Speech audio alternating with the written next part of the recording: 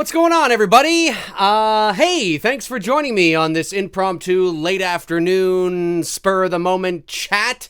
Ordinarily, I do these kind of live streams later in the evening, but tonight I'm going to be busy. So I thought, I got a bit of time, why not jump on? Won't be on for too long, maybe an hour or so, maybe an hour and a little bit. Usually I'm on for like 2 hours, but won't be that long today. But I thought I would jump on and see how you guys are doing. For those of you that are unable to join me, or join us, I should say, because it's 5 o'clock, and depending on where you are in the world, maybe you're going to bed, maybe you're just getting off work, maybe you're in the middle of actually working, and you're unable to join us. Nonetheless, if you're joining us after the fact, welcome. Hope you're having hope you had a great week. Hope you're having a great Friday. It is Friday, May the 3rd today. Today, my father would have been 77 years old. My dad, for those of you that don't know, my father passed away 8 years ago now, 2011. It's hard to believe it's been that long, but he was 69, only 69 years young when he passed. So he'd be 77 today, which is, it's hard to believe. Yeah, May the 3rd, 1942. He was a couple of months older than Harrison Ford, because Harrison Ford was born on July the 13th, 1942. So that's kind of cool. Yeah, so let me see here. What's going on in the chat room? Hope you guys are doing well. Hey, sad news. Speaking of deaths, what about Peter Mayhew, right? Peter Mayhew passed away on April the 30th, according to reports in his home in Texas, or at his home in Texas. And I'm not quite sure what the reasons were. It was probably complications to something. 74 years old. I don't think he was quite the height that he used to be when he was younger. Like, I think when he did Chewbacca, he was like 7 feet tall, or close to it, or just over it, like in and around there. Obviously because of his age and because of the surgeries he had on his knees and all that. I think, but he was still well above, like he was probably 6, 8, 9, 10, somewhere in there at least. Huge guy. Sad that he passed away, but this is the thing, this is the thing that I'm talking about. About 2 months ago, I uploaded a video where I talked about legends. And I'm talking about legends. I'm not just talking about people that are recognizable, because I had somebody in the chat room, or not in the chat room, in the comments was like, yeah, like, Jack Black too. And I'm like, Jack Black is not... Maybe 25 years from now, we'll look back at Jack Black and he might be a legend, but he's not a legend right now. Just because you're popular, or you're currently popular and you're really well known, doesn't mean you're a legend. Like, I'm talking about bona fide legends in the entertainment industry. And I said in that video that we're going to be losing a lot of people over the next 10 years. I'm talking about like legends, like your Kirk Douglases and your Harrison Fords and your Sean Connerys and and Peter Mayhew. I wouldn't say that he was a legend in the general sense, but certainly a Star Wars legend, right? Hard to believe. Unbelievable. But, yeah, sad stuff. But... c'est la vie, right? It is life. Let's see here. 70 people joining me at 5 o'clock in the afternoon on Friday. Oh, you guys are awesome. Let me see here. Let's see what's going on in the chat room. Dave McRae for president, says Jay Silva. Well, if I was American, maybe I'd give it a shot. But I'm Canadian, so I can't run for the president, unfortunately. And here in Canada, we have a prime minister, not a president. Let me see here. The Halloween franchise fan says, remember Bill Paxton? I do remember Bill Paxton. I don't consider Bill Paxton a legend, though. Like, a legend to me, folks, is somebody who has rocketed to stardom at a certain point in a certain era that is almost, they are a defining, like you look at somebody like Elvis, obviously, right? Elton John, Harrison Ford, Tom Hanks, Clark Gable, right? And you go all the way back to, Alfred Hitchcock, Jimmy Stewart, Spielberg, of course. Like, there are certain legends you can pick out because of how they impacted the industry that they're a part of, whether it's movies, whether it's music, whether it's television. They've been consistent over decades. They've been relevant over decades. Their characters, a few of their characters or a couple of their characters have entered the pop culture consciousness, and, their household names. I mean, there's there's certain criterias for me that when I look at somebody, I go, okay, is this somebody that's just really well known and we know who he or she is? Or is this somebody who's like that, but is also a legend because they've been able to define a certain generation or a certain era or a certain type of movie or whatever the case is, right? And there's a bunch of people that you can do that with, but not everybody's a legend. Like, not everybody who's popular is a legend, right? You know what I mean? So that's how I see it. I wouldn't classify Bill Paxton as a legend. Popular, everybody knew who he was, but not a legend. John Candy, absolutely. Yeah, for sure. Yeah, 100%. Gone way before his time.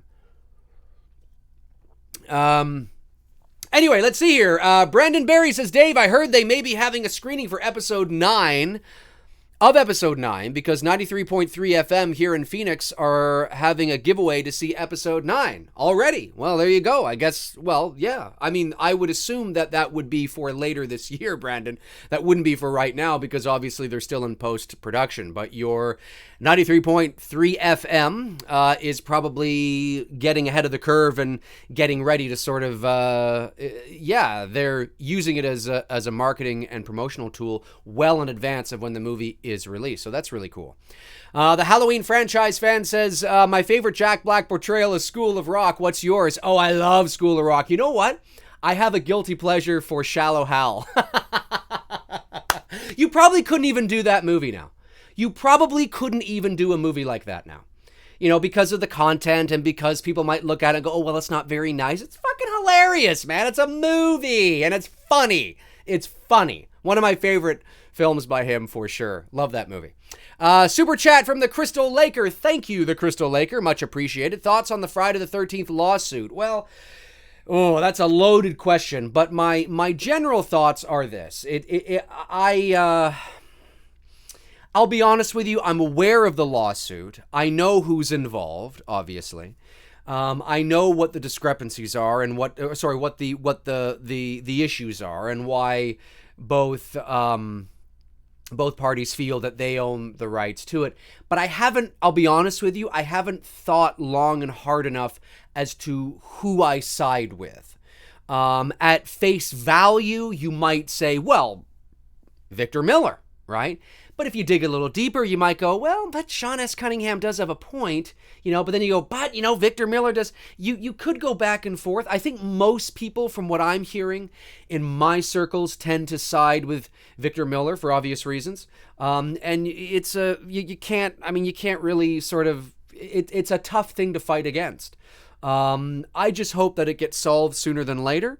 I hope that they can come to a compromise, and because obviously the Friday the 13th series is rich with material, but at the same time, I think the Friday the 13th series is also, it's limited, if I could say that. I really wanted to emphasize that. It's limited, because there's only so much you can do with that franchise, and if you want to know what I think they should do, watch Tony, Michael, and I's Two Dudes and Some Bullshit podcast, episode 3, I think it was, where we talk about the Friday the 13th franchise and what we think they need to do to give them the best probability of success. Watch that. I think you guys really enjoy that. It's too deep to go into here, but anyway. Let's see here. Havoc says, can we expect any more fan films from you? And if so, would you include Tony or Bruce? Definitely, of course. I mean, I don't have any plans at the moment. Wow, 123 people are watching at 5 o'clock in the afternoon. That's shocking to me. I don't have any, welcome everybody. I don't have any plans to do it immediately. Bruce is actually, I'm getting together with him this evening, which is why I'm doing this live feed now. Bruce and I, we have some ideas that we're rolling around in our brains for this channel, and because obviously I'm always looking to take it to the next level, slowly but surely. Obviously I do have a career and that always comes first, but this channel has become sort of a nice little avenue of fun and being able to connect with you guys, and certainly I want to always make it fun and interesting, which is why sometimes it's always nice to jump on kind of like, a spur of the moment kind of thing, right? Let me just, hang on. I want to make sure that I'm, hang on a sec here. Properties. Oh, 1 second here, guys. Sorry about that. I just realized I want to make sure that I'm okay here. 1 second. Sorry about that. Is there live feed? Yeah, it should be okay. Yeah. Okay. Yep. No, I think we're good. Just had to check something in the settings. So definitely we're always looking to talk about things like that Haddonfield Reaper that we uploaded, myself and Bruce. That was a spur of the moment kind of thing we wanted to do for you guys in the channel, right? So we're always thinking about those things, and I have no doubt that we'll talk about that tonight, probably. And with Tony, yeah, for sure. I mean, Tony obviously lives in Atlanta and I live in Toronto, so it's a little more difficult, but definitely we're always talking about that kind of thing, and I have no doubt that it will probably happen. So David Anderson says past 10 o'clock here in Scotland. Yeah, well, yeah, it would be. Wow. Let's see here. What's up, Dave? Any mail today? Ooh, any mail today? Let me see. In my immediately accessed folder that I have here, nothing there, nothing than the usual. Nothing out of the realm of craziness. Yeah, for those of you that watch my hate mail video number 2. Man, some of that's Jerbees. Maybe there's somebody in the chat room right now. Maybe there's a couple of people in the chat room right now that sent me those. I don't know. It's crazy. All real shit, by the way. 100% real. I've thought about printing some of them out and getting them framed and just put on my wall. All right, let's see here. Jonathan Nichols says, when is the video with Cody Leach coming? Oh, well, that should be coming very soon. Cody and I last chatted a few weeks ago now, but that video will be coming soon. And I don't want to say anything more than that because obviously I don't want to, spoil anything, but that is still coming. That is still in the works. Mark Williams says, hey, Dave, do any true crime cases intrigue you or documentaries? Oh, yeah. For sure, 100%. I'm a big fan of the 48 Hour shows and the Dateline shows and the Crime Watch Daily and all that. I love watching that stuff. Anything specific? I will say the other day I watched on Netflix that, what is that called? It's called, it was fucking just, it was, Abduction in Plain Sight. Have any of you guys watched the 90-minute documentary, I think it's about that long, on Netflix right now called Abduction in Plain Sight? The worst fucking parents of all time. The worst parents I have ever seen in my life. I mean, there are pretty bad parents out there, but you watch it and you're watching it and you're going along and you're like, okay, cool, right? And then there's that point where you're like, are you fucking kidding me? For me, it was when, it was about 21 minutes in where the dad went out in the car with that guy. If you guys haven't seen it, then you won't know what I'm talking about. For those of you that have, then you know. And he goes out with that guy and the guy's sexually frustrated and the dad's just like, well, you know what I'm talking about. I was like, I paused because I'm like, what? Who does that? Unless, okay, then it kind of makes sense, but nobody would mind. If anybody wants a good, what the fuck? Watch Abduction in Plain Sight on Netflix. Blew my mind. Let's see here. Danita Brown, that was hilarious. Jerbees? Yeah, I don't know. Your guess is as good as mine. Jim D says, Rick inspired me to quit my desk job. Yes, Rick apparently is inspiring everybody, I should say, to quit their desk job. David Anderson says, love your channel, Dave. Any thoughts on when or if they will announce a new Halloween 2018 sequel? Well, somebody on the Killer Flicks Facebook page made a comment about that, and I think that was my first comment I ever made on that page. I saw it in the feed, and I was like, oh, I'm gonna, so I made this comment on that page.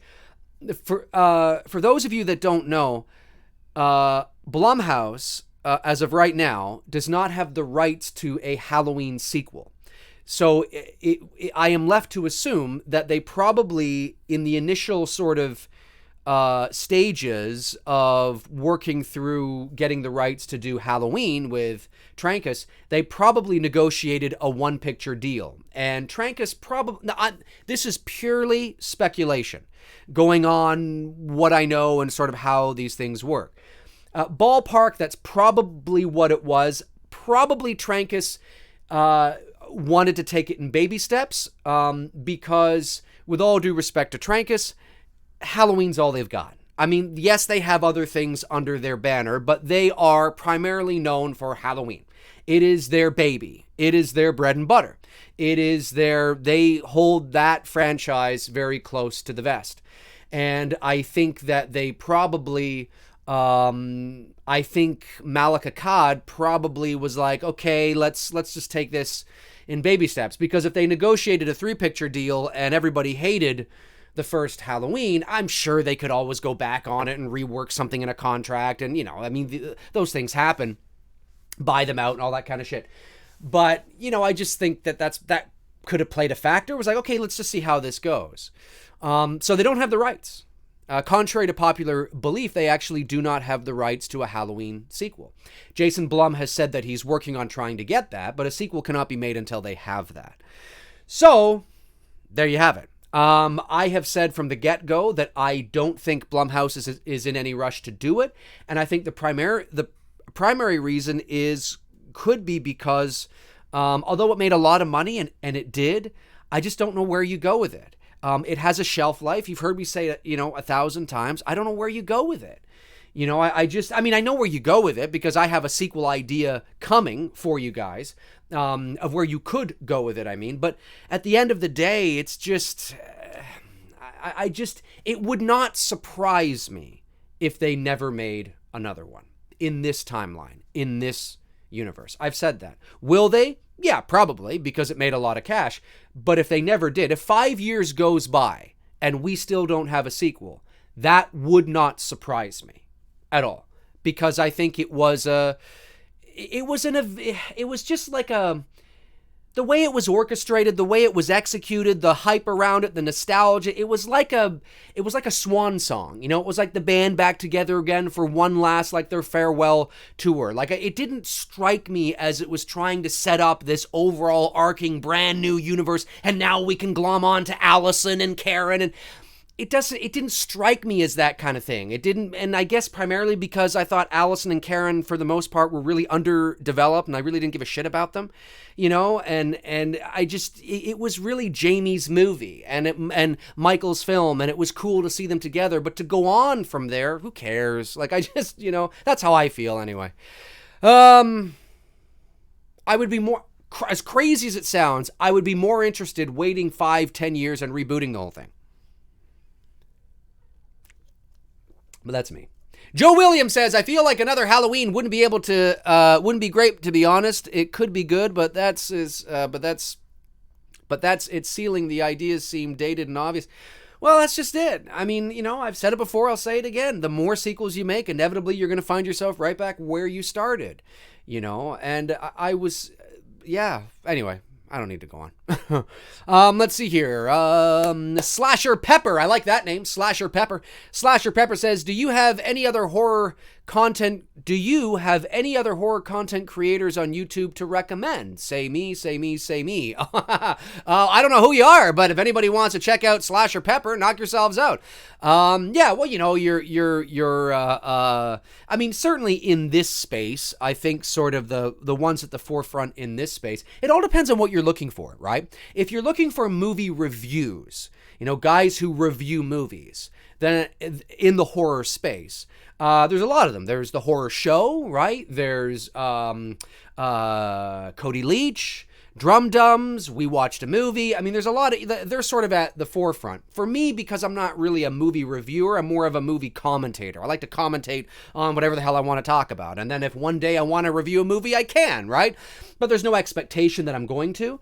So, but if you're looking for like movie reviews and things like that, check out those guys. They do one hell of a job, man. My hat goes off to them because I just can't imagine the time it takes to, and then these lists they put together, like, I think Cody recently I saw, because obviously I'm subscribed to him, so I'll see the, the notifications. And I think he put together something like a list of all 22 Marvel films ranked. I'm just like, my God, I can't even imagine. And it has nothing to do with this being not really a superhero guy. Like, if somebody asked me, Dave, I want you to rank all, well, like they did, right? 31 on 31, I think they did, all Halloween, Elm Street. I'm just like, oh my God, I can't even imagine the thought process it takes to have to, it just seems so tedious to me. So my hat goes off to those guys because they do one hell of a job of it. Super chat. Rick Michaels says, can't hang out, Dave, just sending some love for the channel. Thanks, Rick. Appreciate it, buddy. That's awesome. That's awesome. Awesome stuff. Have a great weekend. Let's see here. Vampire's Coffin says, I way prefer Dave, drums, and we watch a movie over Cody anytime. Well, there are some people that are going to prefer them over me, right?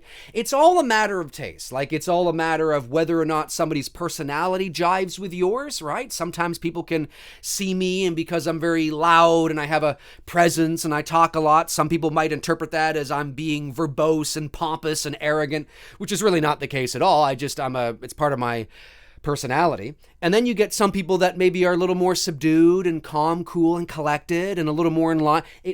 Personality plays a huge factor. Content plays a huge factor, right? It's how often somebody uploads, what they're talking about on a regular basis. And then sometimes you can get value from quite a few different channels, right? You might go to Cody for this. You might come to me for that. You might go to, Lee McCoy for that. You might go over to the guys at Wham for that, but you might come back to me for that. You know what I mean? It all depends, right? And I find that in this space, you kind of have to find who you jive with, but we're not, at least I don't consider myself in competition with those guys because I hope everybody does well because, as they say, a rising tide raises all ships. So, that's how I feel anyway. The Crystal Laker says, we watched a movie and Dave McCrae are my fave. See, there you go. See, and then some people might go, now fuck McCrae. I hate that McCrae. I love Cody Leach and Drum Dums, man. Fuck that McCrae. And it's like, well, hey, that's what happens, right? And then you might get some guys going, fuck that Cody Leach, that piece of shit. I'm going over to Dave. And it's like, well, okay, knock yourselves out. Whatever you got to do, guys. Whatever you got to do. Let's see here. Jim D says, Dave, did you order the H78 jacket from Fright Rags on the H1 VHS blanket and creepy? Oh, no, I haven't.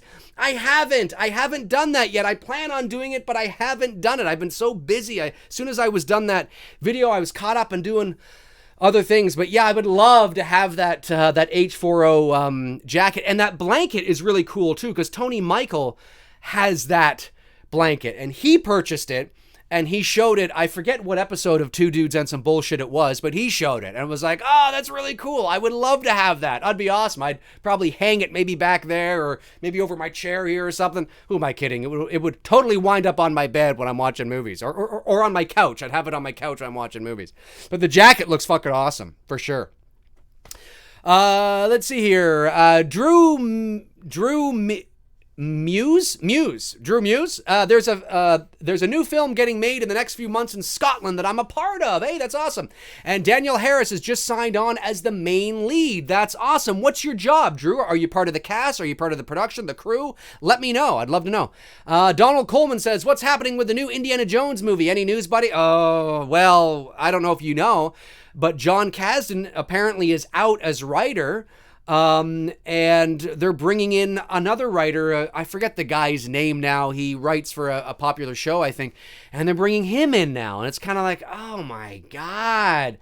Apparently, I think what Kasdan was writing had something to do with a train full of gold or something like that, and it was riding across the country, and they had, but I'm hazy on the details, but apparently Paramount liked it, but they thought that there wasn't enough supernatural in there or something. Those, I think, are some of the bits of information that are coming out, but the important thing you need to know is that Kasdan is apparently out and a new guy is in doing some rewrites, and it's kind of like, fuck, Harrison Ford is the same age as my father. Harrison Ford is going to be 77 this July. Now, the dude looks good. He looks good for his age. He looks older, but he looked older in Indiana Jones and the Kingdom of the Crystal Skull, and that movie was 12 years ago now. He was like 65 when he was shooting that. Now he's 77. And it's like, and he looks good for his age. I mean, I hope when I'm 77, I look just as good as Harrison Ford. But he's 77, and if they start shooting next year, well, then he'll be 78, right? And it's like, I'm sad because Indiana Jones and the Kingdom of the Crystal Skull should not have been the last Indiana Jones movie with Harrison Ford. And it's unfortunate that the older he gets, not only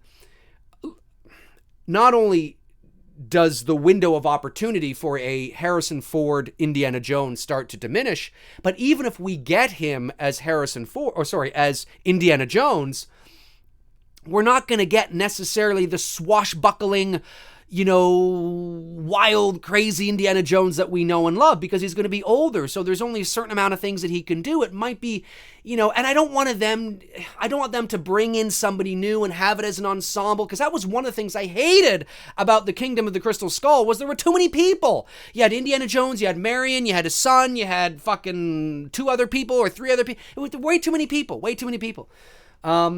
So listen, it all comes down to story and execution, and if Harrison Ford has to play a little more of a subdued role, a little more of a smarter, more intellectual Indiana Jones as opposed to a physical Indiana Jones, if the movie is great and if the story is great, I guess in the end that's all that matters. But I don't know, man. It makes me sad because he's my favorite actor of all time and arguably my favorite role he's ever done. So it just makes me sad, that they're continuously having these delays. I don't know. It's a wait and see right now, but certainly the clock is not in our favor and the probability begins to diminish. So I don't know. Super chat from H2 Finest. Thanks, buddy. Says, do you consider H78 an exploitation film? No. I can understand why.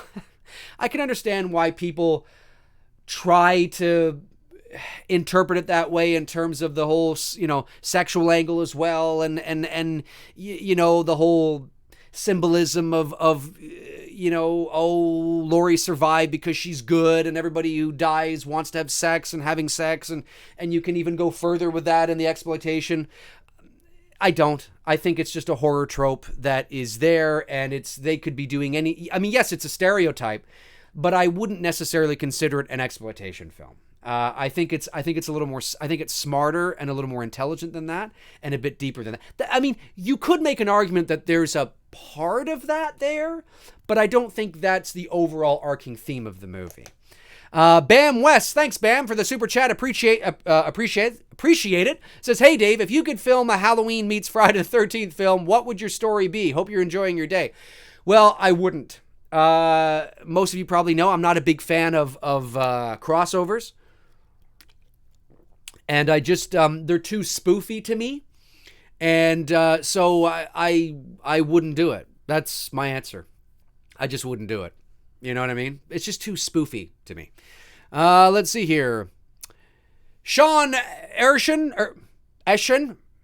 am I saying that right? I think Harrison is much too old now. I really don't want to see him back as Indy at this point. It's a valid argument. It really is. I've said this for quite a few years now. Well, no, not quite. Maybe 3 or 4 years, actually. A lot of people were saying... A lot of people, when Chris Pratt began to rise, his star began to rise thanks to Guardians of the Galaxy and Jurassic World and all that kind of jazz, people were pointing to him. And I was one of the few that was saying, are you fucking kidding me?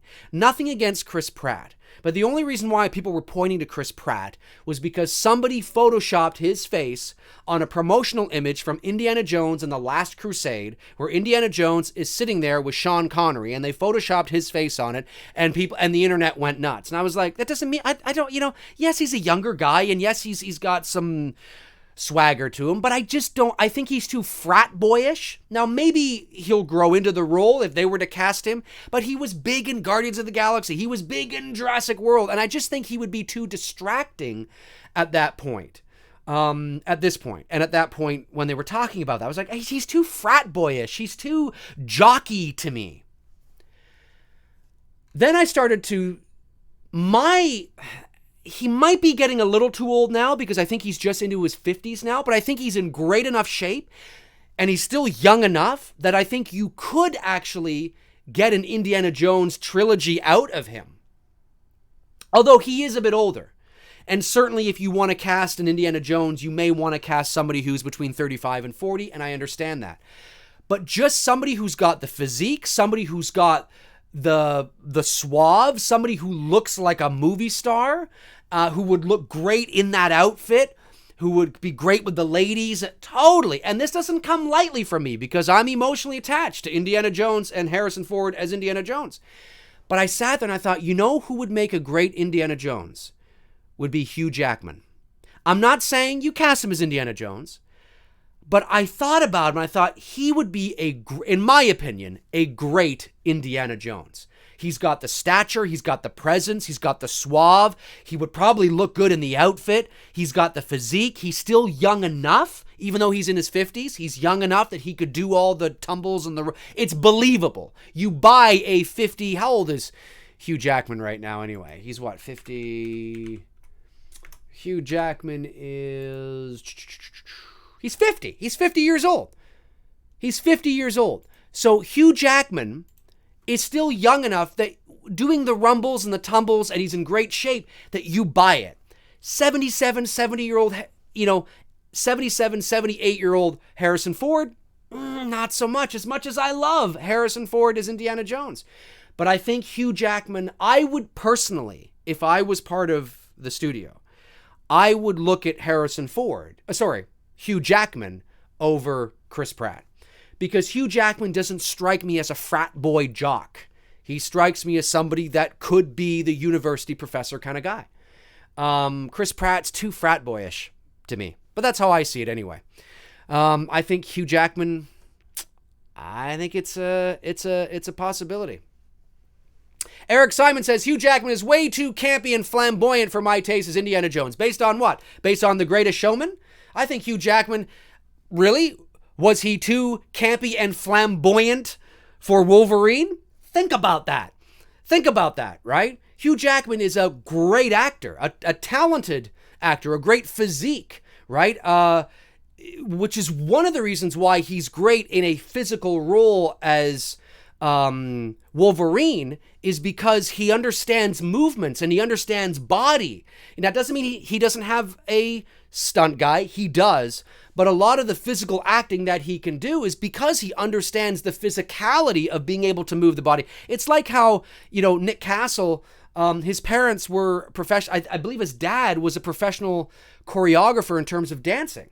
You know what I mean? And one of the things of the reason why Nick was able to sort of implement sort of a graceful sort of movement with that walk is because of that understanding. I'm not saying that it's necessarily the right choice, but he's a great physical actor. And when you see him as an Indiana Jones, he has the debonair, sort of suave kind of look in a suit that you would need for a archaeologist professor at a university. But you get him, in the suit and the whip and the hat and the jacket, and he's out there being physical, jumping off shit, leaping off shit, doing that kind of, wink and a smile, and, the ladies and stuff. I totally could see it, totally buy it. Pratt, as I said, Pratt is too frat boyish. That's how I see it. But who knows? We'll see. Let's see here. Vampire's Coffin. How about Dave as Indy? I'm not tall enough. I'd be a very short Indiana Jones. I'm only 5'8", so I'd be a short Indiana Jones. But I'm about a smidgy taller than Tom Cruise. So there you go. Let's see here. William Long says, "Hey Dave, although you're not a superhero guy," and yeah, I just want to say that too. Let's not misinterpret I'm not a superhero guy as in I don't like superhero movies. That's a big distinction, right? Every superhero movie I've watched, I've thoroughly enjoyed, whether it's been the Spider-Man movies or Deadpool or whatever it is, right? It's just that sometimes we're not into it. We didn't grow up with it. That's what I mean by that, right? How some people are really into Star Wars, but not into Star Trek. They don't hate it. They're just not really, it's just, I didn't grow up with it. You know what I mean? It's that kind of thing. Anyway, let me go back here. Although you're not a superhero guy and less than casual audience member, Definitive superhero film to you. What film comes to mind when you hear superhero? Oh, that's a great question. Great question, William Long. Let me see. Definitive superhero movie. That's really good. That's really good. Superhero movie. I'm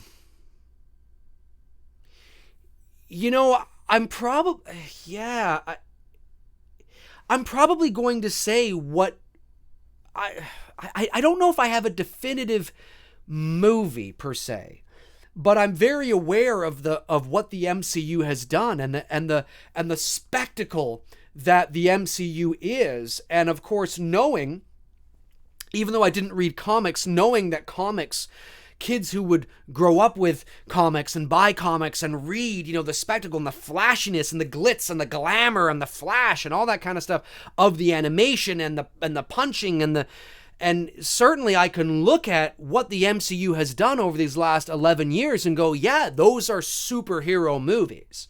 Do you know what I mean? And when I watched, even though Deadpool's not part of the MCU, when I watched the first two Deadpool movies, it was like, this is flashy and fun, and this is what I consider a superhero movie. It's like when I watched Sam Raimi's Spider-Man and Spider-Man 2. Like, that was like, yeah, like those are... Do you know what I mean? I don't know if I can pick one specifically. But I saw the first Avengers film at the drive-in.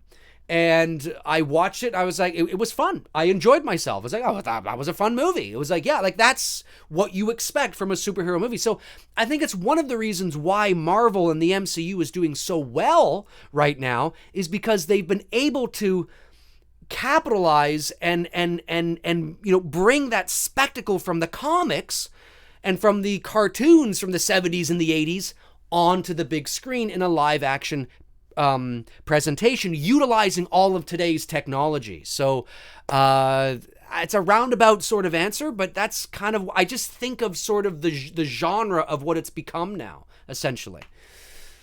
Let's see.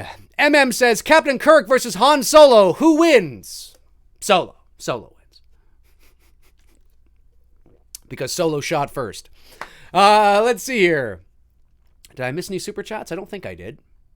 Oh, wait. Joseph Russell. Thank you for the super chat. Joseph says, hey, Dave, how the hell are you? Apart from the Halloween films, what is your favorite John Carpenter movie? Oh, great question. There's a couple. I would have to say The Thing, The Fog, and yeah, The Thing, The Fog, and probably Thing, The Fog. I have a soft spot for Village of the Damned, too. Cheesy, didn't do that well, but I like that movie. In the Mouth of Madness is good, too. Yeah, those movies. Pretty much. Let's see. Scrolling. What do we got going on? Chris Hurley says, you don't like slasher crossovers, but did you see the new fan-made Jason versus Michael? P.S. Where is your assistant? Where is my assistant? She's not here. She doesn't work here at my studio. She works remotely. The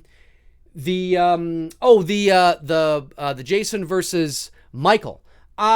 Yes, I did. I didn't see the whole thing, but I watched a bit of it, and I thought it looked really good. It looked really good. My hat goes off to the people that made it.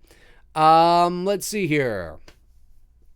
Don Solo says, any Freddy news? No, not that I know of.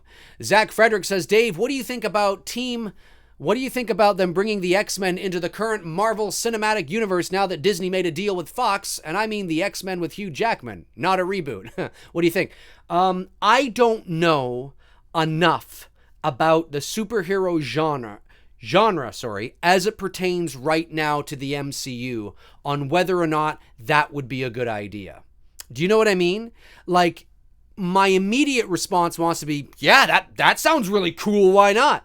But if you were to talk to an MCU cinematic universe expert, somebody who's watched all the movies, who's seen Endgame 4 times, all that, who might be like, no, that's probably not a good idea because of this, that, and the other. So I don't feel I'm qualified to answer that question at face value. I just don't like that sounds kind of cool, but there's probably a lot of details that I'm missing of whether or not that's right and appropriate for the broader MCU universe, whether that makes sense. So that's my answer to that. You'd have to ask somebody who knows all the details of the MCU. Mohammed Camber says, Dave, have you seen The Omen? What did you think of it? Yes. Not in a long time, though. Years and years ago. I loved it. I thought it was great. Not a fan of the sequels, though. But I love the first one for sure. Let's see here. Oh, what is this? I don't even know what that is.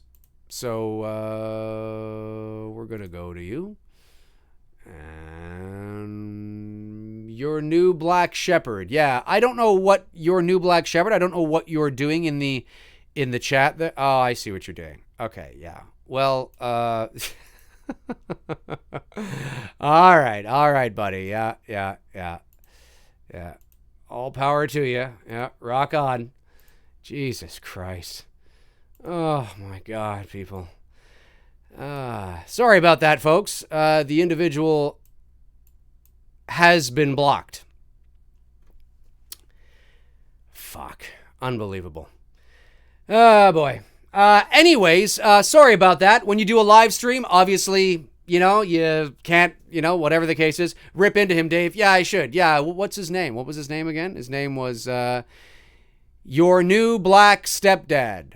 And he's got Your New Black Stepdad. Yeah, Your New Blacks. Yeah, you're a fucking idiot. That's what you are. You're a fucking dog shit. That's what you are. You're a piece of shit. Literally. That's what you are. You're a fucking piece of shit. Yeah. This is who you are. I'm gonna do this! What do you think of that? Yeah, whatever. You're just dog shit. Like the smelly dog shit that I smell in the springtime that has thawed because nobody picks up the dog shit. That's the dog shit you are. Just juicy, slimy, green, yellow with pieces of corn in it. That's what you are. Anyway. Okay. Michael Finley says, I think you got that. That's right. Mohammed Camber, are you a fan of I Know What You Did Last Summer? I wouldn't say I'm a fan of that movie, but I would definitely say that whenever I think of that movie, I think of Jennifer Love Hewitt, because in high school, I was a big Jennifer Love Hewitt fan. She was my high school celebrity crush. So I saw I Know What You Did Last Summer in the movie theater. And I also saw I Still Know What You Did Last Summer in the movie theater. Of course, when you're in your late teens, early 20s, that's what you do. You go to see those movies. As a whole, though, I think they're a product of their time, right? I mean, they were capitalizing on the success of Scream, very much like what Halloween H2O was doing. So, I mean, it is what it is. I mean, they're fine. I think the first I Know What You Did Last Summer was all right for its time. A late 90s, it was 1997, I believe. So a late 90s slasher movie that was all right. But I certainly didn't watch it the many times I did because I thought it was a good movie. It was all for Jennifer, folks. Let's see here. Stuart Johnson says, Dave, do a Saturday movie night on Freddy's Dead. I actually had that as one of the options for voting, but nobody voted. Well, very few people voted on it. Maybe I'll just do it anyway, right? That might be kind of fun. Mark Warling says, Jean-Claude Van Damme is in his prime. Would have been great for Wolverine. What do you think of the choice, Dave? Again, that might be cool. The accent, though, might be a little interesting. I don't know. That's a good question. Maybe. But again, see, I don't know enough about the X-Men and the MCU. I don't know enough about the mythology to understand whether or not that would be a good choice. I know a lot of people were like, Hugh Jackman, what the fuck? Because he was much taller than Wolverine. He was much bigger. He was an Aussie, right? But Hugh Jackman can do a fantastic North American accent. So I don't know if Van Damme could be able to pull that off. Interesting, though. I'm not sure. Good question. Let's see. Johnny Utah says, Dave, what's What's your favorite Are You Afraid of the Dark episode? I have no idea. I didn't really watch Are You Afraid of the Dark. I think I was a little too old for it. Let's see here. Are You Afraid of the Dark? When was Are You Afraid of the Dark? It was, it was 1990. And so in 1990, I would have been 11. And it went to 2000. Yeah, it was one of those shows I never watched. I never got into it. A lot of kids did, but I never got into it. Let's see here. Daniel Newbegin says, hey, Dave, any thoughts on Us if you have seen it yet? I still have not seen it. No, I have not seen it yet. What? No, I just haven't seen it yet. I'll catch it when it comes to streaming. Jake V says, what about Pete and Pete? Pete and Pete? Never heard of it. I have no idea what the fuck that show is. The Halloween franchise says, what's your favorite James Bond film? Mine's Goldfinger. And who's your favorite actor to play James Bond? I haven't seen enough Bond films to make... I really enjoyed the 2006 Casino Royale with Daniel Craig. And I also really like the one from... the one from 2011. The fuck was that one? I forget now. I haven't seen too many of the older Bond films, to be honest with you. I would have to really brush up on my Sean Connery Bonds and my Roger Moore Bonds and my Timothy Dalton Bonds. I did see GoldenEye when it came out in the movie theater in 1995, I believe.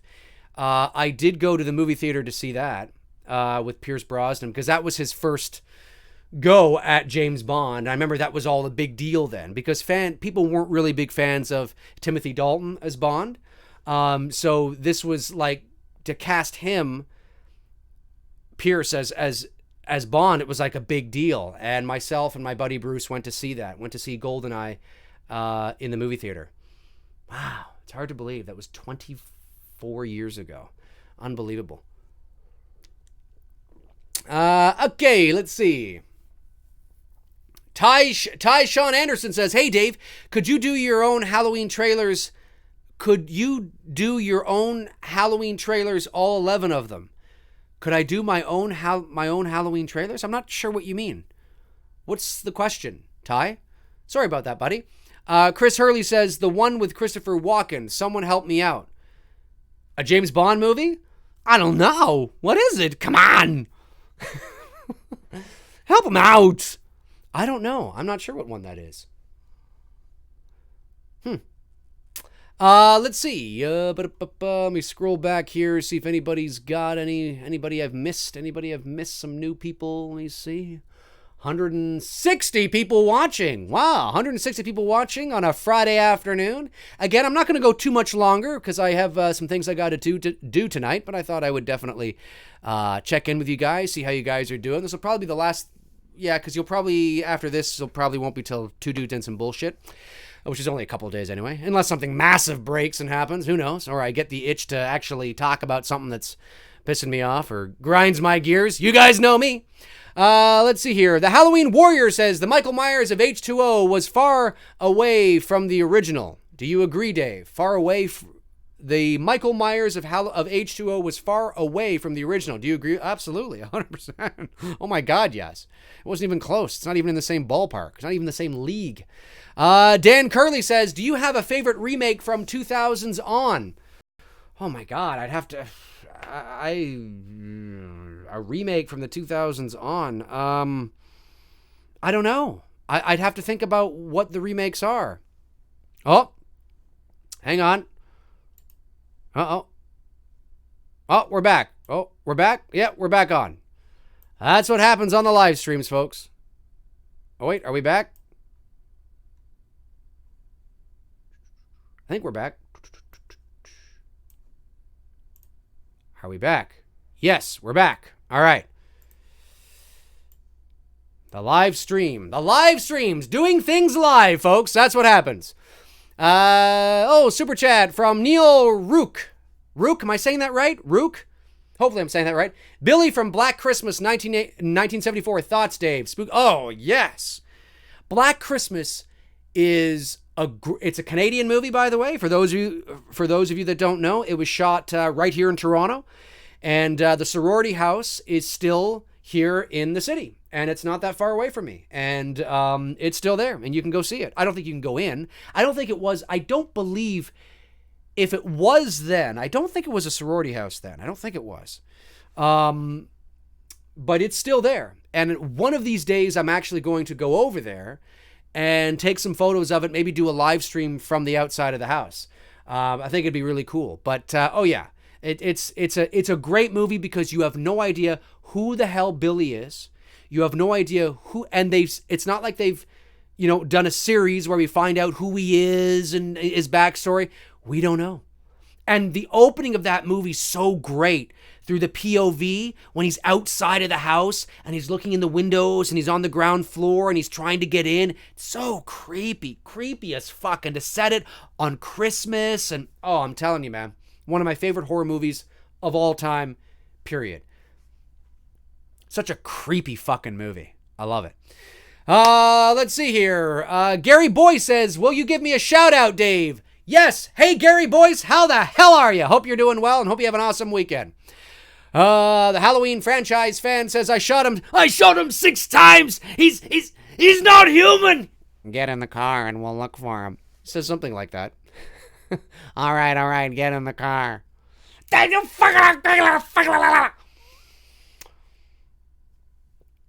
Let's see. John Melancholy.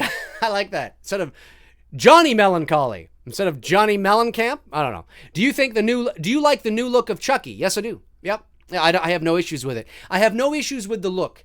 But that doesn't mean I'm going to like the movie, and it doesn't mean that I'm going to like the look and the way he's presented after I see him moving through the space, how the light falls on him, what the animation is like in terms of his face, how Mark Hamill's voice complements the doll, because there's so many factors. Just looking at the doll, you can certainly go, yeah, I don't like it. Yeah, I like it. You can certainly make that judgment call, but at the end of the day, what you perceive as, I'm not crazy on it. By the end of the movie, you might be like, oh, but you know what? Wow, that actually worked, because you were watching all of the variables clicking on all cylinders. Just seeing the look of something, okay, you're not crazy on the look. Okay, but let's see it within context and see the doll moving and see him talking and moving his head and, let's see all that. And that's sort of where I'm at. But what I see is like, yeah, it looks all right. It looks like Chucky. I mean, it looks like a modern version of the doll. It's not like a complete 180 where you're like, I don't even know who the fuck that's supposed to be. Who the fuck is that even supposed to be? It's not like that at all. We know it's supposed to be Chucky. If I just showed you that doll and you had no idea they were making a remake, you'd go, oh, it looks like Chucky, but it's not Chucky, but it kind of looks like Chucky. Like you would know that much, right? So that's where I am. I like it, but we'll see. We'll see how he's like when, we get to see him in context, essentially, is what I'm trying to say. Apparently Justin says, hi Dave, how are you? I'm doing well, apparently. Are you? Apparently? Are you apparently well? Okay, Troy says, hey Dave, how long do you think this 80s nostalgia in movies and shows will last? As long as people pay for it. I mean, ideally it's cyclical, so I think it does have an end date. But as long as we continue to pay, as long as the demand is there, right? It's all about supply and demand. Sometimes people say, will ask me, Dave, why are sports athletes paid millions and millions of dollars, but your, paramedics and your police officers and your doctors are not paid millions of dollars? And it's really quite simple. Demand. In terms of the pop culture and in terms of the demand and in terms of what we're into and the entertainment industry, the demand is there. There are far more people going to movies and going to sporting events and shelling out money, for sporting events than are visiting hospitals. And I agree that really in a perfect world, you'd want your paramedics to be paid millions of dollars, but they're not because of the demand, because we idolize sports athletes and celebrities, which is a word I absolutely hate, and that's a surface level sort of explanation, but that's kind of what it is. It's all about the demand and where we prioritize the importance of where we put our money and our time and our effort, and that's why they're paid the big bucks, because of the demand for their attention. And, sad, but it's true. Back to the feature. Love that. Says, "We love you, Dave." Woo! Woo! Michael Finley says the 80s was a good time for movies. Yeah, the 80s was good. I remember the 80s. I was a boy. I was a young boy, but I remember the 80s well. And it was definitely a good time. It was a decade. It was a transitional decade. You saw a lot, how we consumed movies, how movies were marketed began to change. And then, of course, they began to change again in the mid to late 90s when the internet came out in the early 2000s. But the 80s really was, and it was very in most part, thanks to your Spielberg, your Lucas, your Scorsese, because they began to change the culture of movies in the mid 70s, and that carried over into the 80s. And then it became sort of this, the blockbuster, the popcorn pop culture blockbuster was established with Jaws in 1975, and then it steamrolled into Star Wars and Close Encounters, and then by the end of the decade and the beginning of the 80s, and then you got MTV, and then it's this glitz and glam of pop culture entertainment just took off. And we were getting things like Back to the Future and E.T. and The Thing and Goonies and everything else in between. I mean, just look at everything else that came down the pipe. So yeah, no, I agree. It was a great decade for pop culture. We're still talking about, arguably the 80s pop culture today through music, movies, and TV is much more dominant when we talk about retro than the 90s. That doesn't mean we don't have some 90s throwbacks. That doesn't mean you can't buy some 90s t-shirts. But 9 times out of 10, when you're looking at retro stuff, what's the decade we go back to? The 80s. It was such a transitional, impactful decade in terms of music, entertainment, and movies. It was unbelievable. Super chat from Grave Warmer. Thank you, Super Chat. That's very generous. Appreciate it. Very much so. Favorite mortal, non-supernatural villain, slasher, bad guy, etc. in any movie, story, genre, etc. Ooh, that's a loaded question. Let's see here. Favorite villain that is non-supernatural, that is mortal, that can die. Oh, well, I gotta go Darth Vader. 100%. I gotta go. He is not only is Darth Vader the quintessential bad guy, poster child, not only is he one of the greatest villains in the history of cinema, arguably could be the greatest villain in the history of cinema.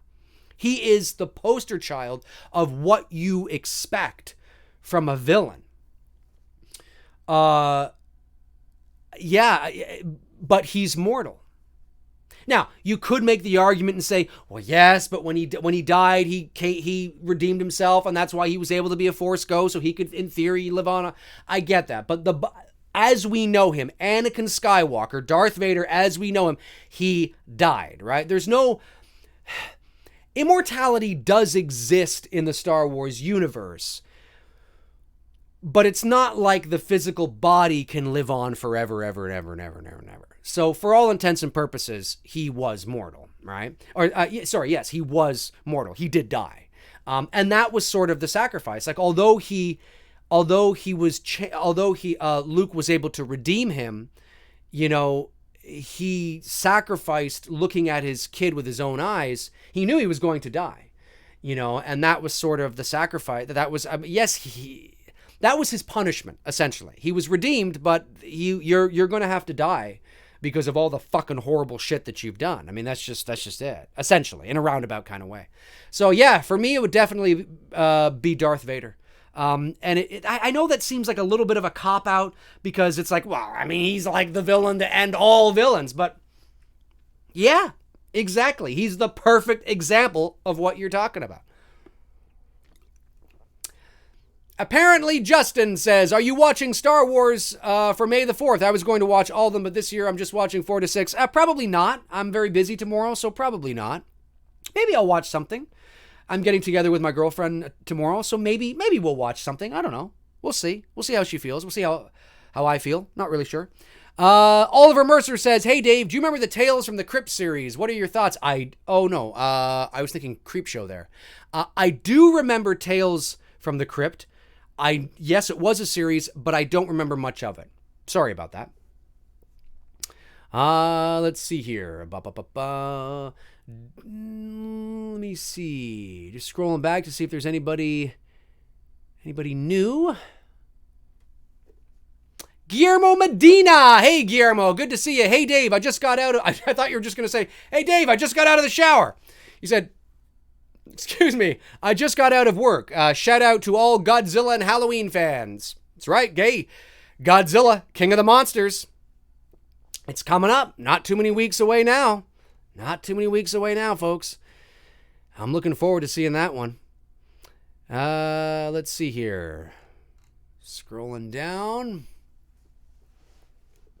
The Hydra 92 says, what do you think of the Creeper as a horror villain? I liked, that's the one from Jeepers Creepers. Is that the one from Jeepers Creepers? I think it is, right? Is that who you're talking about? I think it is. PC Pierce says, Dave, what's your favorite short film of your own? Probably I would say either Drifting Sleep or you know what? I really enjoyed Haddonfield Reaper. That was a lot of fun to do. And it's the perfect length too. It's a nice little short, and it's not original, of course, because obviously we're using Michael Myers and Halloween, but that was so much fun to do. And I think it turned out so well considering we just shot it all in one night. Yes. Okay. Yeah. I like the Creeper as a villain. But I think really the only good movie is the first one, really, at the end of the day.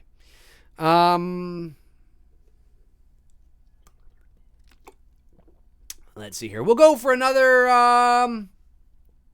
another 12 or 13 minutes or so, because I got to get off here very soon. So another 12 or 13 minutes, maybe till 6:15. 6:15 is maybe what we'll do.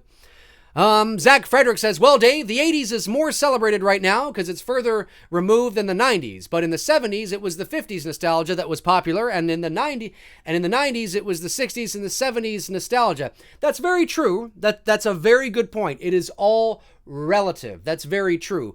But there's something about the 1980s. I mean, I remember in the 90s even having 80s parties. I remember in the 90s, there were things as 80s throwback parties, right? And even today, people are still having throwback 80s parties. But 90s parties, they're there. Don't get me wrong. They're there. You make a very, very good point. But we are over 20 years removed now from the 1990s, essentially. I mean, in the next couple years, next year, 1990 will be 30 years ago. And I think the 80s is still very dominant. And the primary reason for that is because of everything that evolved in the 1980s to change pop culture. Everything that had evolved in the 80s was still current in the 90s. But in the 80s, you began, like Spielberg just took off like a bat out of hell. MTV changed the music landscape, right? Michael Jackson was breaking the color barrier with Thriller and the music videos. No one had ever seen a music video before, at least not in that way, right? It was a whole different kind of thing that bled into the 90s. The 90s has its own shit. Absolutely 100%. You definitely can look at the 90s and find things that are very specific 90s. Absolutely. Tie-dye shirts, 1990s, right? Clueless. Talk to the Hand, sure, all 90s shit. But the 1980s, we're still talking about it today. Still today. But what you say is very true. There's a valid point to what you say there, 100%. Very, very good point. Very good point. Frank Riker says, thanks for the super chat, Frank. Much appreciated. Dave, how do you feel about Hayden replacing Shaw at the end of 6?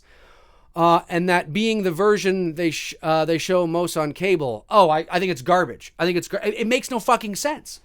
Logically, it makes no sense, right? I understand why George Lucas did it.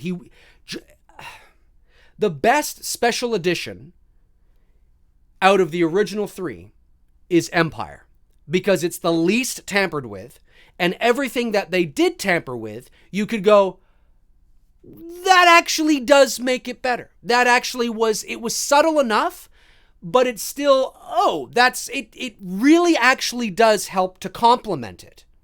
Okay, that's not bad. The shit in A New Hope is just way, like that Jabba the Hutt Han Solo scene now is embarrassingly bad. The CGI is embarrassingly bad. And there's a whole other shit in there as well. And then, of course, Return of the Jedi, and he actually, I don't know if he, like, do you remember when Revenge of the Sith came out, right? And you have Darth Vader going, no! There wasn't anybody on the face of the fucking planet that loved that. Now, instead of removing that from Revenge of the Sith, he adds it in the Blu-ray special edition of Return of the Jedi. And it's not needed. I want to slap George and say, George, this is why it's not needed. Okay? The moment when the Emperor is looking at the moment when Vader is looking at his son, and then looking at the Emperor, and then looking at his son, and looking at the Emperor, you don't need a verbalization of, no, and picking up the Emperor. You don't need that. What is not said is so much more powerful, because even though we're not seeing any facial expressions, we're seeing a blank sort of just face of Vader's mask. It's what's not said that's so much more powerful. It's the look, and then the look, and then the look back to Luke, and we know what he's thinking. It's so much more powerful and dynamic that way. And then he just turns to the Emperor and he picks him up, and you're like, yes, yes, yes. We don't need Darth Vader going, no. We know he's going no. We know he's saying no. So instead of removing the no from Revenge of the Sith, it's almost like out of spite, he adds it. He added it in at the end of Return of the Jedi to help justify him saying no at the end of Revenge of the Sith. Because everybody was like, Vader doesn't go, no. It was so cheesy, right? That's not Darth Vader. He doesn't do that. Okay, no. You want to make a bet? I'm going to add it at the end of Return of the Jedi. There, now he does it. It's like, what are you doing? And every time I watch that movie, if I'm showing Return of the Jedi to somebody who's never seen it, I will show the special edition DVD version that was released in the late 90s, early 2000. That's the version I'll show. But the fucking thing I hate about the end of that version, like you said, sorry, I was a roundabout thing here. It's a hot button topic for me. At the end of that movie, we see Hayden Christensen as a Force ghost. And it's on Sebastian Shaw's body. It makes no sense. Why is Obi-Wan ancient? Okay? Yoda's ancient, but Anakin just so happens to, and of course George says, well, it's because, he was the chosen one and he went back and it's his younger, and no, it's not. It's not. It is completely and utterly unfucking necessary to do that. Just show Sebastian Shaw.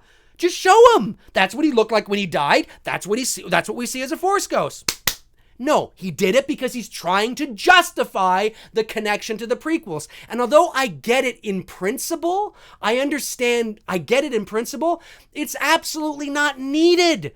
It's not needed. And the biggest not need was that no. Oh, isn't that awful? And I'm not talking about the one, that's awful too. But the Return of the Jedi no? Oh, it takes so much away from that scene. It takes so much away. It's not needed. It's the unspoken look back and forth that's so powerful. So disappointing. So fucking disappointing. Anyway, those are my thoughts. Man, I'm on fire when something pisses me off. Grave Warmer, thank you for the super chat. I appreciate it. Last one for the day. Do you have a favorite bromance best buds movie? No. You mean like a buddy cop film or something like that? Or like a movie where there's like two dudes and they're like, that kind of thing? Is that what you're talking about? Because I would say like a favorite or a movie that I like with my buddy. Like we love that movie together. Is that what you mean? Let me see here. H2 Finest says best bud movie like Lethal. Oh yes, that's what I'm kind of at. Like a movie I like to watch with my best bud, or a movie that has best buds in it. I don't know. Comment below, let me know. Comment, let me know, and I'll answer it. Let's see here. 5 more minutes, folks. 5 more minutes. Rich homie KD Wheezy 32. That sounds like a DJ name on the radio. And now let's get back to Rich homie KD Wheezy 32 here on 95.5 The Flow. What do you think of James McAvoy playing Dr. Loomis in a Halloween reboot in the future? I don't know. Maybe. Sure. Maybe. I don't know. I don't know. It's hard to say. I'd be open to entertaining the idea. I'd be open to the idea. Grave Warmer, I think he might have missed the follow-up. Maybe he's exited already. So I'll just say this. My favorite, I don't really have a favorite bromance movie between two guys, but I definitely like the Lethal Weapon films, certainly. I like the first Beverly Hills Cop movie, which was just him, but I think that's a funny movie. Planes, Trains, and Automobiles. Little unorthodox, but that's kind of funny, you know. Yeah, I don't know, a bromance movie. I'm not really into those kind of movies per se, like The Hangover and that kind of shit. I watch them like, it's fun, you know. But I'm not, I don't see myself necessarily in those movies. It's always much more fun when you can live vicariously through the characters in a bromance kind of movie where you see yourself and your buddy. And usually 9 times out of 10, that's what attracts you and your buddies to that movie. And it becomes like that movie you and your buddies always watch because you're like essentially watching you and your buddy. So I don't know if I have a movie like that. I'm not sure if I have one. I'll have to think about that. Let's see here. The Horror Junkie 78 says Grown Ups 1 and 2. Yeah. I saw the first Grown Ups, I think, in the movie theater, I think. Frank Riker, Super Chat. Thanks, Frank. Do an impression of Quint from Jaws as Dr. Oh my God. Do an impression of Quint from Jaws as Dr. Loomis. Oh God. How the hell would that go? It'd be like, maybe, I watched him for 15 years, sitting in a room. And that's more like, that's more like, Liam Neeson. I watched him for 15 years, sitting in a room, staring at a wall, not seeing the wall, looking past the wall, looking at this night, inhumanly patient. Death has come to you all this town, Sheriff. It's more like a Liam Neeson kind of vibe. Quint, I'd have to look at Quint again. To do it justice, I have to think, because Quint's interesting. That's a good. I like that one. But I gotta think more about Quint, because I can't do an impression of Quint. So I'd have to think about Quint a bit more to be able to do it justice. That's good though. I like that. That's funny. But yeah, it's more like my impression began more like Neeson from Taken or something like that. I watched him for 15 years, sitting in a room, staring at a wall. Not seeing the wall, looking past the wall. Can you imagine Liam Neeson as Dr. Loomis? That'd be funny. That'd be fucking funny. How would you say it? Like, be like, 6 bodies, Sheriff! 6 bodies! He's going fucking nuts!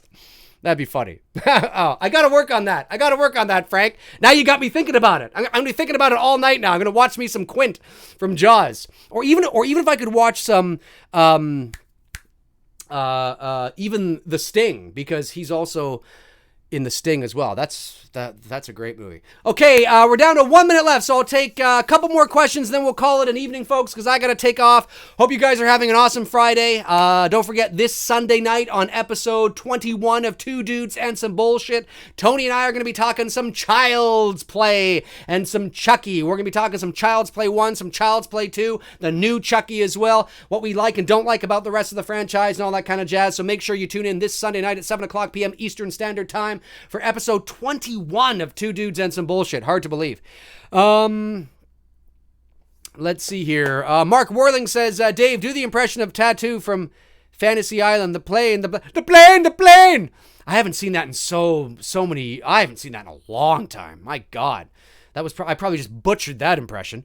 Let's see here. Thoughts on Peter Mayhew's passing? I think it's sad. I think it's really sad. I mean, but not surprising. You know, he's 74. We don't see too many 7-foot, 74-year-old guys. And his health had diminished quite a bit over the last number of years. So it's not surprising, but just another example and reminder that over the next 10 years or so, we're going to be losing a lot of legends when it comes to the entertainment industry, folks. Be prepared for it. The one that's going to hit me the most and the hardest will be Harrison Ford, because that's going to be tough. That might be nearly as tough as my mom and dad. Just unbelievable. Okay, last question of the night. Or the evening, I should say. Last question of the evening, and it will be, let's see here. Let's see if I can get somebody that I haven't got yet.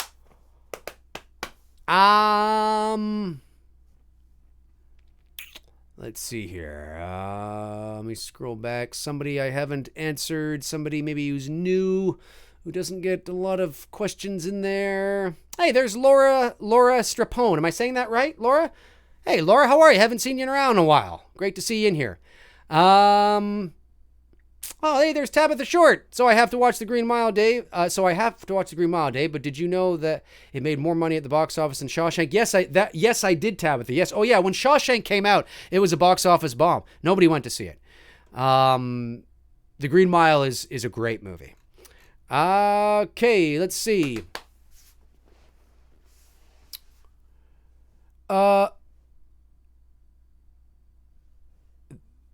Okay, this won't be the last one, but whenever I get a voiceover thing, it's always interesting. The Shape 1978 says, Dave, have you ever met Batman voice actor Kevin Conroy? I have not met Batman voice actor Kevin Conroy. I've met a lot of voice actors, but not Kevin Conroy.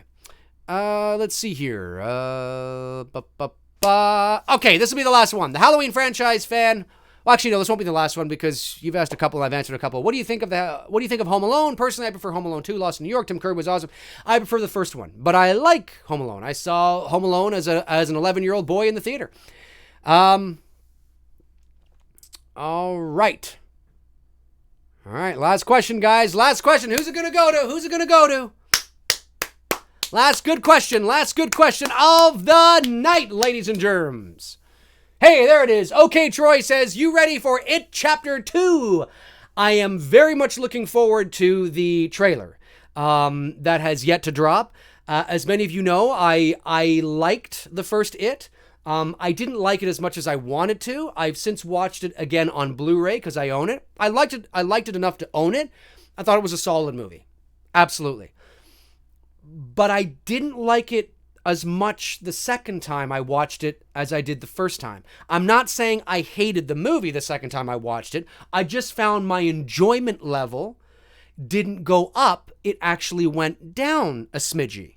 So I was like, oh, that's interesting. Because, sometimes you'll watch a movie and you'll love it, and then you'll watch it again and you'll love it just as much. Maybe it doesn't go up, maybe it doesn't go down, but you love it just as much. And then sometimes you'll watch a movie which you'll enjoy, but then when you watch it again, you enjoyed it less. And It Chapter 1, for me, was that movie. However, I am thoroughly interested and excited and looking forward to seeing what It Chapter 2 will bring to the table, because I want to see it in the theater and I want to see how this thing plays out. And apparently they're amping everything up because they want to go out with a bang. So I'm like, okay, maybe it will be even darker, and because I think It Chapter 1 should have been even darker. It was dark. It was much darker than the miniseries, of course, but that's not a high bar. And it was dark, but if I was directing the movie, I would have gone even darker, and I would have used less CGI. I think there was too much of the, that kind of thing at the camera. I think they did that 2 or 3 too many times. Just, things like that. You've heard me talk about it before, but I'm definitely looking forward to it. So I suspect the trailer should be dropping very soon, because they showed some footage of it, or a trailer of it, at CinemaCon in Las Vegas not too long ago. So we should be getting that trailer very soon. And the movie comes out in September. So we're now in May. So it would not surprise me if it dropped this month. And it may even be, it could be this month. What other horror movies are coming? Maybe it'll be attached to the Child's Play movie. coming out as well. It might be attached to that movie. So that's still a month and a bit away, though. Yeah, we'll see. We'll see. I don't know. But yeah, I'm looking forward to it. Anyways, folks, that's going to do it for me for this impromptu Friday late afternoon, early evening chat. Thank you for joining me. I think you guys are awesome. I was surprised to see about 165 people in the chat room on this Friday evening. Have a great Friday night. Remember, if you're drinking, don't fucking drive. Whatever you do, call an Uber, call a Lyft, walk home, or crash at your buddy's place. Don't be a fucking idiot. All right. Because I want to see everybody, I want to continue to see all your fucking faces in these chat rooms. So don't drink and drive, folks. So have an awesome weekend, and hopefully I'll see most of you on Two Dudes and Some Bullshit Sunday night. In the meantime and in between time, I will talk to you guys soon. Alrighty. Cheers.